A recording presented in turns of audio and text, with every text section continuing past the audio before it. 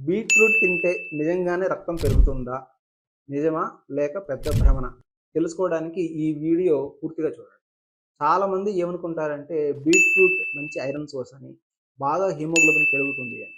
కానీ ఇది పూర్తిగా తప్పు. బీట్రూట్‌లో ఐరన్ ఉంటుంది. కానీ ఎంత అంటే 100 గ్రాముల బీట్రూట్‌లో కేవలం 0.7-0.8 ఎంజీ ఐరన్ మాత్రమే ఉంటుంది. అంటే మన అవసరానికి ఎంత ఐరన్ అయితే అవసరమో దానికి ఇది చాలా చాలా తక్కువ.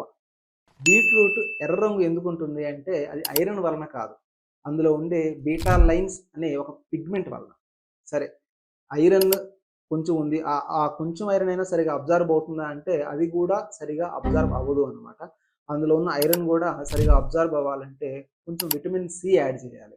అంటే బెస్ట్ విటమిన్ సి ఏమిటి అంటే నిమ్మకాయ రసం కొంచెం యాడ్ చేసుకుంటే ప్రాపర్‌గా అబ్జార్బ్ అవుతుంది.